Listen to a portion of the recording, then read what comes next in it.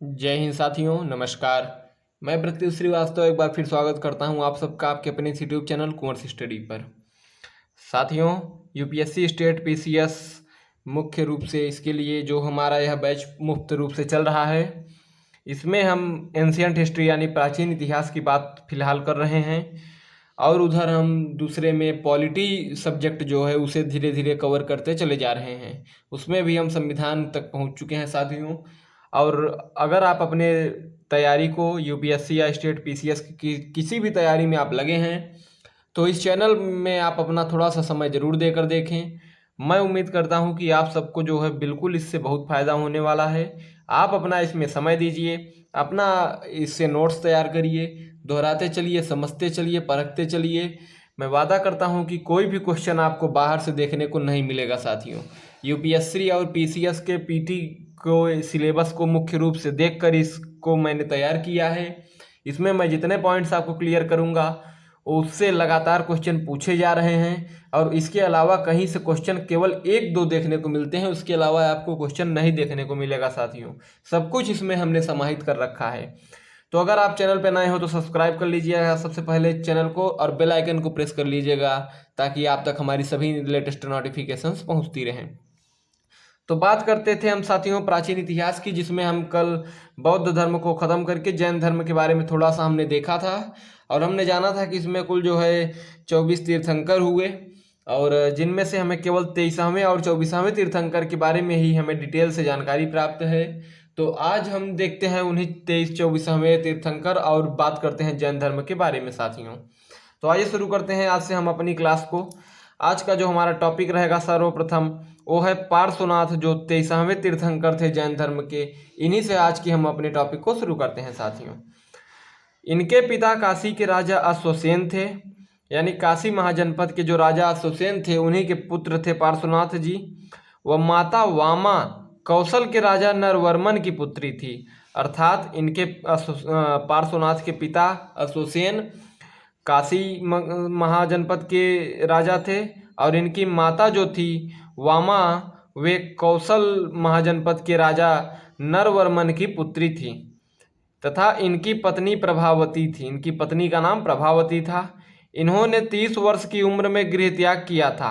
जैसा कि हमने अभी बौद्ध धर्म में पीछे देखा कि महात्मा बुद्ध ने 29वें वर्ष की आयु में अपना गृह त्याग किया था और 35वें वर्ष की आयु में उन्हें ज्ञान प्राप्ति हुई थी। इन्होंने 30 वर्ष की आयु में गृह त्याग किया। इन्हें सम्मेय शिखर पर ज्ञान प्राप्त हुआ था साथियों, ये जगह याद रखिएगा।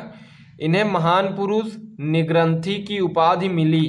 इनके प्रमुख अनुयायी गंगेय पुष्पचूला थे, यानी प्रमुख अनुयायी जो इनके प्रमुख शिष्य रहे वे गंगेय और पुष्पचूला थे। अनुयायियों को निग्रंथि कहा गया। जो इनके अनुयायी थे उन्हें निग्रंथि नाम दिया गया है। भिक्षुड़ी संघ प्रमुख पुष्पचूला थी, अर्थात पुष्पचूला नामक एक महिला थी जो इनकी अनुयायी थी। इनका जो भिक्षुड़ी संघ था यानी महिलाओं का जो भिक्षुड़ का संघ बना हुआ था उसकी जो प्रमुख थी वो पुष्पचूला ही बनाई गई थी। इनका प्रतीक चिन्ह शेष फण था, यानी शेषनाग का फण जो है इनका पार्श्वनाथ जी का प्रतीक चिन्ह माना गया था साथियों। अब बात करते हैं पार्श्वनाथ जी की शिक्षाओं के बारे में। तो चतुर्याम या 4 आचरण या 4 प्रतिज्ञाएं या चाउजाम, इसे आप इतने नामों से जान सकते हैं। कुल मिलाकर इनकी शिक्षा 4 जो है स्तर पर बटी थी।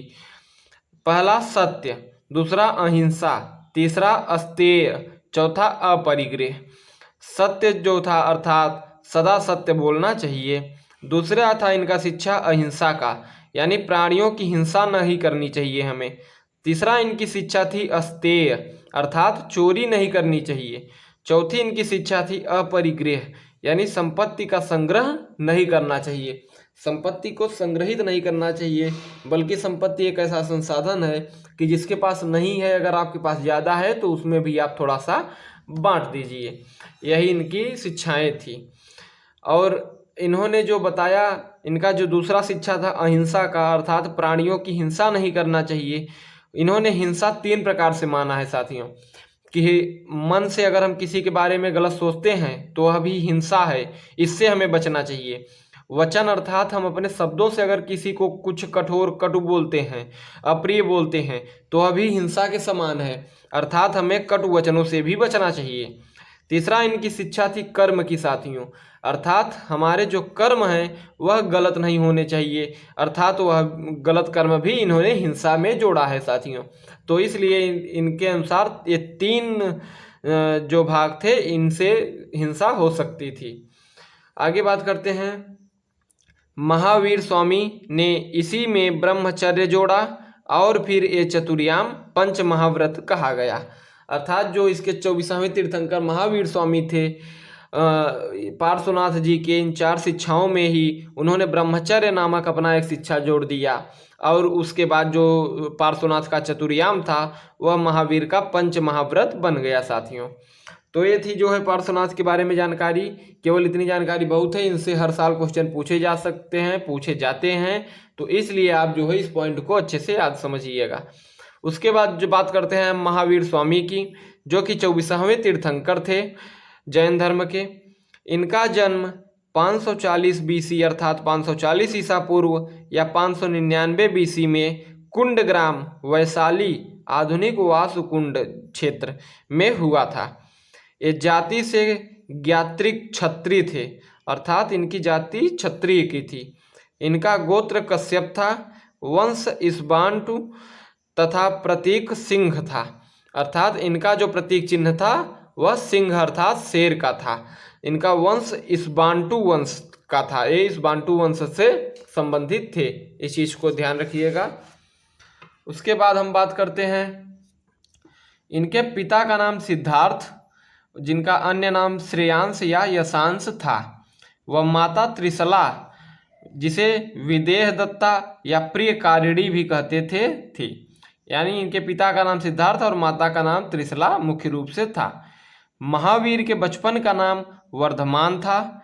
इनकी पत्नी यशोदा कुंडी गोत्र की कन्या थी। इनके भाई का नाम नंदिरवन व पुत्री का नाम प्रियदर्शना या अड़ोज्जा था। इनके जो भाई थे इनका नाम नंदिरवन था। इनकी जो पुत्री थी उसका नाम प्रियदर्शना या अड़ोज्जा था। इस चीज को ध्यान रखिएगा, क्वेश्चन कई बार पुत्री पर बन चुका है साथियों। इनके दामाद जामाली थे, जामाली इनके दामाद थे यानी प्रियदर्शना के पति थे। इन्होंने 30 वर्ष की अवस्था में गृह त्याग किया। इन्होंने भी जो है साथियों महावीर स्वामी ने भी पार्श्वनाथ के भांति 30 वर्ष की आयु में ही गृह त्याग किया और इन्हें 42वें वर्ष की आयु में ज्ञान प्राप्त हुआ, अर्थात गृह त्याग के 12 वर्ष पश्चात अर्थात 42वें वर्ष की आयु में इनको ज्ञान प्राप्त हुआ। उसके बाद बात करते हैं तो द्विजपालिका नदी के पास साल वृक्ष के नीचे, द्विजपालिका नदी के पास साल वृक्ष के नीचे इन्हें जो है ज्ञान प्राप्त हुआ था साथियों। इनका उपदेश भाषा मगधी या अर्ध मगधी था। ये जो अपना उपदेश ज्ञान के पश्चात दिया करते थे उसका भाषा कुछ मगधी में था और कुछ अर्ध मगधी में था। इन्होंने अपना पहला उपदेश विपुलाचल पहाड़ी अर्थात वराकर नदी पर दिया था, यानी वराकर नदी के किनारे विपुलाचल पहाड़ी पर अपना पहला उपदेश इन्होंने दिया साथियों। प्रथम वर्षावास इन्होंने अस्तिका ग्राम में बिताया। वर्षावास अर्थात जो बारिश का समय, सावन भादो इस वक्त का जैसे समय इस वक्त चल रहा है, यही समय वर्षावास कहा जाता था, अर्थात बारिश का जो समय 4 महीनों 3 महीनों का होता है वही। प्रथम वर्षावास इन्होंने अस्तिका ग्राम में बिताया व अंतिम वर्षावास पावापुरी में बिताया। इससे क्वेश्चन कई बार पूछे जा चुके हैं कि महावीर स्वामी का पहला वर्षावास कहाँ बीता, अंतिम पर वर्षावास कहाँ बीता, तो इसलिए इस चीज को ध्यान रखिएगा, कंफ्यूज नहीं होइएगा। इनकी बहन का नाम सुदर्शना था, इसमें भी कंफ्यूजन हो सकती है, आपको ध्यान रखिएगा। पुत्री का नाम प्रियदर्शना और बहन का नाम सुदर्शना था साथियों, आपस में मिला मत दीजिएगा दोनों को। उसके बाद साथियों हम बात करते हैं इनके प्रथम जो शिष्य रहे उनका नाम था चंदना। प्रथम शिष्य चंदना थे और प्रथम शिष्या थी छात्रों, जो प्रथम शिष्या रही इनकी यानी जो महिला शिष्य थी उसका नाम था चंदना, और जो इनके प्रथम शिष्य थे इनके दामाद जमाली ही इनके प्रथम शिष्य बने। इस चीज़ को ध्यान रखिएगा। इनका जो मृत्यु का समय हमें देखने को मिलता है साथियों 428 BC या 428 ईसा पूर्व से या 527 ईसा पूर्व में हमें देखने को मिलती है साथियों। इनके मृत्यु का जो स्थान रहा वो पावापुरी, पावापुरी में मल्ल राजा सुस्तिपाल के महल में हुआ था साथियों। इनकी मृत्यु पावापुरी में मल्ल राजा के सुस्तिपाल के महल में हुई थी। मृत्यु के समय इनकी आयु 72 वर्ष की थी साथियों। तपस्या का इनके अगर हम वर्णन करें तो हमें यह कल्पसूत्र और आचारांग सूत्र में देखने को मिलता है। ये दो सूत्र जो है एक पुस्तकें हैं, कल्पसूत्र और आचारांग सूत्र, यह जैन पुस्तक है। इसमें हमें इनके तपस्या का वर्णन देखने को मिलता है। इनके अन्य नामों की बात करते हैं साथियों तो जिन, निगट्ठानाथ पुत्र, केवलिन, अरहत, महावीर और निर्ग्रंथ इनका अन्य नाम था साथियों। प्रथम इनके विद्रोही की बात करते हैं तो इनके धर्म का जो प्रथम विद्रोही निकला, इनका प्रथम शिष्य व दामाद जमाली ही इनका प्रथम विद्रोही बन गया साथियों। इस चीज़ को ध्यान रखिएगा। जो दूसरा विद्रोही था वह तीस गुप्त था। इनका दूसरा विद्रोही तीस गुप्त जो है साथियों था। इस चीज़ को आप याद करके समझ लीजिए। अब हम बात करते हैं साथियों आगे जैन सभाओं या संगीतियों की। जैसे हमने पीछे अभी बौद्ध संगीतियों के बारे में देखा, अब हम देखेंगे जो है जैन संगीतियों के बारे में साथियों। तो देखते हैं, प्रथम जैन संगीति की बात करते हैं हम। यह 4th शताब्दी BC में पाटलिपुत्र में हुआ था। इसके अध्यक्ष स्थूलभद्र थे। इस चीज़ को याद रखिएगा साथियों, क्वेश्चन बनता है इससे कि प्रथम जैन संगीति के अध्यक्ष कौन रहे और कहाँ पर हुआ है। इस चीज़ को ध्यान रखिएगा कि पाटलिपुत्र में प्रथम जैन संगीति हुई और इसके अध्यक्ष जो है स्थूलभद्र थे। इस सभा का परिणाम स्वरूप 12 अंगों का संकलन हुआ व जैन धर्म श्वेतांबर व दिगंबर में बट गया। अर्थात जिस प्रकार हमने पीछे देखा कि बुद्ध के मृत्युपरांत जो है बौद्ध संगीतियाँ हुई, तो उसमें जो है महायान और हीनयान नामक 2 भागों में बौद्ध धर्म हमारा बट चुका था। उसी प्रकार जो है महावीर स्वामी के मृत्युपरांत भी कोई 25वां तीर्थंकर नहीं बना, यानी इनका जो श्रेष्ठ पद था गुरु का उस पर कोई नहीं आया। उसके पश्चात जब संगीति बैठी तो प्रथम जैन संगीति में 2 भागों में जो है जैन धर्म भी बांट दिया गया साथियों, श्वेतांबर और दिगंबर में बांट दिया गया। द्वितीय जो जैन संगीति की अगर हम बात करते हैं तो 513 BC में वल्लभी नामक स्थान गुजरात में जो है द्वितीय जैन संगीति हुई थी साथियों। इसके अध्यक्ष देवर्घीगढ़ या क्षमाश्रवण थे। इसके परिणाम में जैन आगम साहित्य का संकलन हुआ, यानी जो द्वितीय जैन संगीति थी इसी में जो है जैन आगम साहित्य का संकलन किया गया था। इसमें 12 अंग, 12 उपांग, 10 प्रकीर्ण, 6 छेद सूत्र, 4 मूल सूत्र इसमें थे, अर्थात टोटल 44। आगे हम बात करते हैं या जैन जब 2 भागों में बढ़ गया श्वेतांबर और दिगंबर में, तो उसको हम देखते हैं कि इनमें क्या आपस में अंतर हैं। तो अगर हम इसकी बात करें तो श्वेतांबर की बात करें तो ये श्वेत वस्त्र धारण करने वाले थे।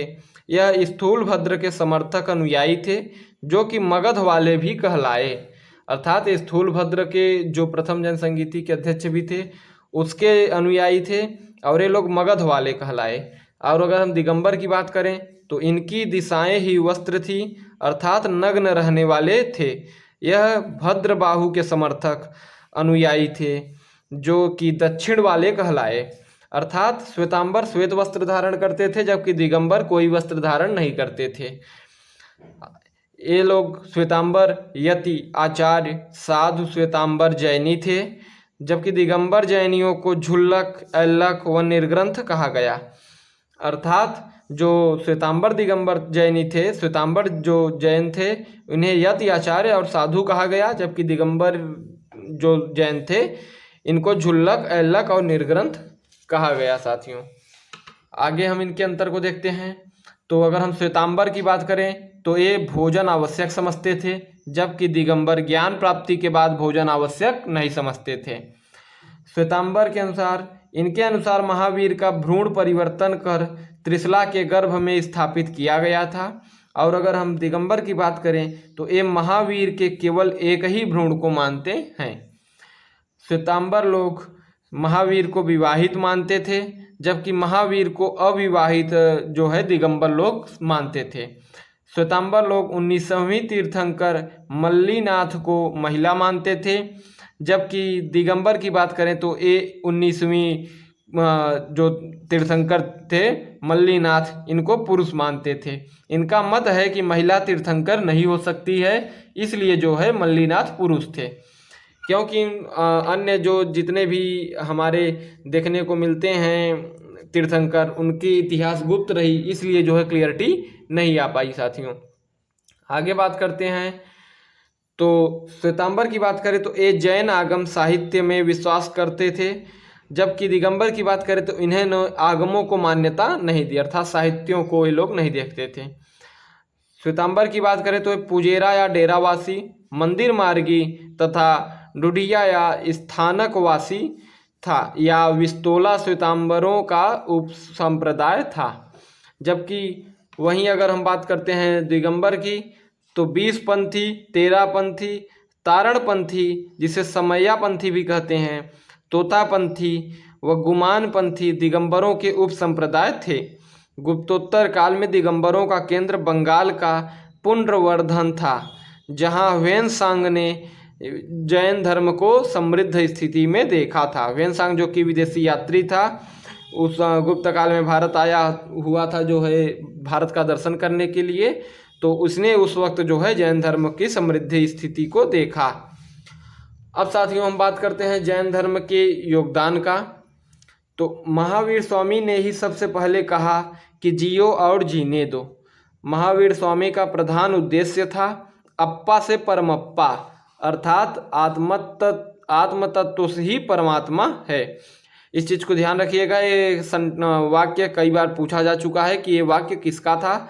महावीर स्वामी ने दिया हुआ था यह वाक्य, अप्पा से परमप्पा, अर्थात आत्म तत्व ही परमात्मा है। हमारी आत्मा का जो तत्व है यही जो है परमात्मा माना गया है साथियों।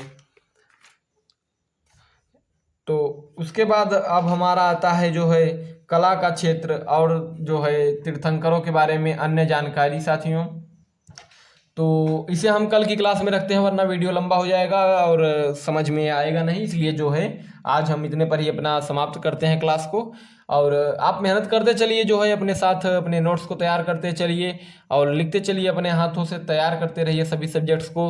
मैं वादा करता हूं कि इसके अलावा आपको कोई भी टॉपिक शेष नहीं बचेगा साथियों। बने रहिए कुंवर स्टडी के साथ, लगे रहिए देश सेवा में। जय हिंद साथियों, जय।